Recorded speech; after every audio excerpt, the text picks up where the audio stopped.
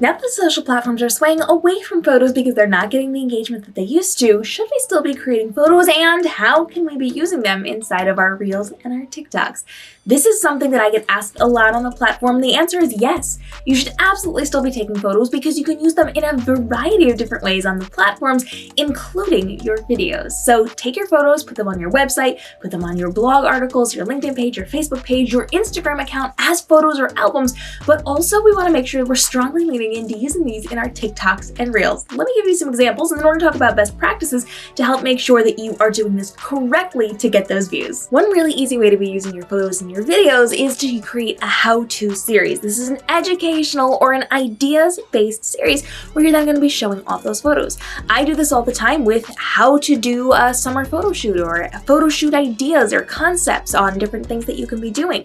You can even use this as far as how to be doing cooking things or how to be making candles and show off those pictures as part of those steps. But there's a best practice for this. We'll get to that in a second. Behind the scenes is also really important. Showing off those behind the scenes photos of what you're doing in your business is going to be a great way to connect with your audience. So this can actually be true behind the scenes photos of you doing things in your business or going to events or doing different types of things that you can be taking photos at, or it can be behind the scenes of a photo shoot for your website and then show off those really nice high-end quality photos. Again, this comes back to some of those best practices we're going to get to in just a minute, but this is a really good way to kind of introduce and really show off what you're doing in your business through those photos, and then you don't have to film as much content because you're showing off the photos. Now, as you're doing this, it's important to keep in mind people really do love those photo shoots. They're just not going to take the time to scroll through an album and then like it and then leave a comment. Photos get very little view time because it's so easy to consume them and then move on. So using them in the context of videos is going to be really helpful, but taking those photos and showing off those photo shoots will get attention because people love to see those photo shoots. So create a reel or a TikTok with the photo shoot that you've just done.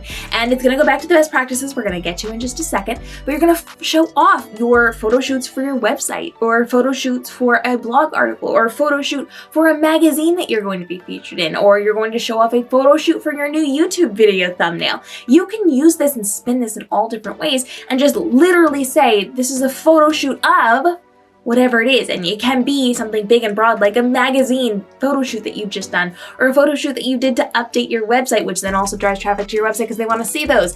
Or it could be something like a photo shoot I did for a YouTube thumbnail. It can be small and not that significant, but you can make it really cool for them. So anytime you use the word photo shoot for, that's going to be really helpful to you. It's going to get that attention. Again, using the best practices we're going to talk about in a minute, that's going to get you really good views inside of TikTok or Instagram. Of course, there are a lot of different ways that you can be using your photos inside of your TikToks and your Instagram Reels and even your YouTube Shorts, but I do want to bring up one more really good idea for you that you can be using inside of your strategy, and that is come with me too. Whenever you do something, whether it is a fancy dinner out, or you're going to the grocery store to get ingredients for your new video, or you're going to do some kind of a cool event, you can bring people along with you. If you say, come with me too, you can take them on vacation, you can take them to the store, you can take them to an event, you can take them shopping at Target, you can take them wherever you want, and then show off those photos. So this is a really good way to bring people on the experience. Let them live vicariously through you, or let them do something with you alongside of you. This is a really fun way to build up your audience, and especially if you can make it about you and your business and how you're going to serve them and help them, that's a level up. But you can really just do it with everyday activities as well, which brings us to some of our best practices because this is super easy to do. The photos that you're using don't have to be professional. Sometimes for some of my series, I actually just record myself on my phone posing at different angles for different things. I'll take a screenshot of the videos, and now all of a sudden I have camera footage and I have some photo screenshots. Now these are not the high-end things. These are not the ones going on my website or the ones I'm going to use specifically on social media. These are just the whatever kind of photos that aren't going to make or break my business. And so I don't need professional images or higher end images or higher quality images. Screenshots and phone photos are fine for these things. And so I actually can create really cool like behind the scenes of my dinner in or out just by taking some video and taking screenshots of it. Now, as you're doing this, make sure you are not moving the camera around too much because that's going to lead to blurry photos. So you do want to have it propped up, or you want to try to pose a little bit, or you want to move slower so you can get those good screenshots. But this is a really easy way to create that content without the extra work of having to get a camera and a tripod and your lights and like all of the things and connect your phone so that you can then trigger your camera to take the photos. It's easier. So you can do the higher quality, or you can do the everyday quality of your phone in order to get these. And this is a really good thing to implement into your strategy for creating your content and a good way to be showing off those photos. But again, we said we had best practices. Let me break down more of these for you. Throughout this entire video, I've been telling you that there's one very specific best practice that is going to make or break these videos, and that is how you represent these photos. It cannot, or probably should not, in 99% of the cases, just exclusively be photos. There are a couple of audios where it's just photo-based, and that works. But outside of that, if you're just showing photos, people are going to scroll on by. So you have to start with a video clip. You need to be starting with a short video clip. It doesn't have to be very long, but it does have to be fast-paced. If it's something very slow, people are going to scroll away.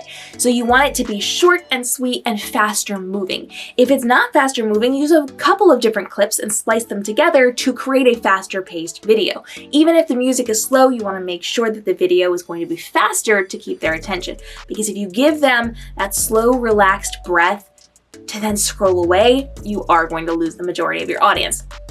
So at that point, you're starting with a video clip, and then you're going to be posting and putting your photos in there one after the next very, very quickly. This needs to be done in a very quick turnaround time because, again, if it's slow, they're not going to stay. So photos should be up for no more than a quick glance. As long as people have enough time to see it and consume it, then you need to be moving on to the next one. So shorten it. Shorten it as much as possible, and when in doubt, make it a little bit shorter. If it's more difficult for them to get the full picture of that photo, then they're going to do what if they're interested?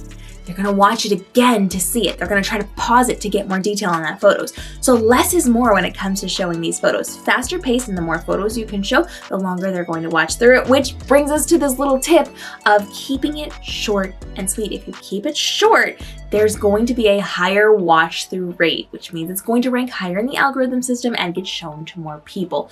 So you want a short video clip at the beginning, followed by a handful of photos. This can be 5 photos, it can be 10 photos. We don't want to do like 20 photos, that's too many, but you want to make sure that you are going very, very quick about this so that people are drawn in, they see it, and it goes by so quickly that they're going to start watching it again. Now you can be interchanging photos and videos. So if you've got a little bit more that you're showing off, you could show a video clip, a couple of photos, video clip, a couple of photos, however you want to do it, or you can end it on that video. But really, when it comes down to it, the best or the highest performing ones are like 3 seconds of video and like 5 to 10 photos, and that's it. Super, super fast. So it's literally only a couple seconds of video. It loops back around, and because it goes back to that video, it's going to hang on to their attention for another couple of seconds, which means you have just doubled up your watch time.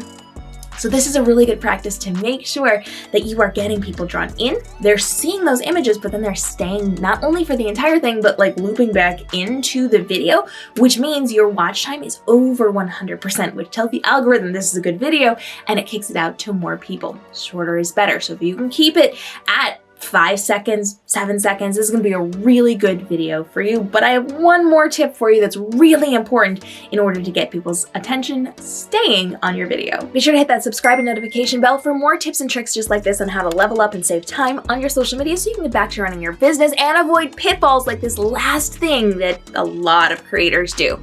One of the biggest problems I see with photos inside of Reels or inside of TikToks is that people do not color match their video to their photos.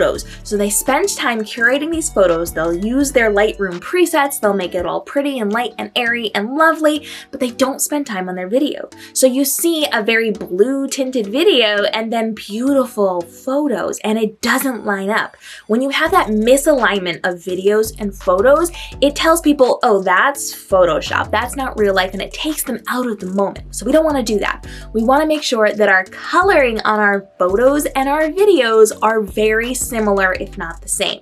So a lot of editing programs will allow you to color correct your video. You can actually do this inside of Lightroom and inside of Photoshop. You can use similar things for your videos, and if you don't want to use those or you don't have access to that, most phones will also allow you to edit your videos. I have videos here on the YouTube channel about how you can be editing your videos inside of your iPhone without having to go inside of an extra app, so you can color correct and you can match them very closely to those photos so they have the same vibe. Everything from the contrast to the lighting and the exposure and the coloring and just the whole thing you can create directly inside of your phone without having to leave and go to an extra app. So you want to make sure that it is similar enough that it's not a jarring difference when people are seeing the video clip to the photos and you have that dull blue tinted, not so great, not so bright, light and airy video, and you've got those beautiful saturated popping colors inside of your photos. Now, if you have questions on how to do any of these things, drop those down below and make sure you stick around because we're dropping videos daily to help you level up and save time and effort on your TikTok, Instagram, YouTube, live streaming, and more so you can get back to running your business and living your best life while still making a ton of money on social media. I'll see you in the next episode.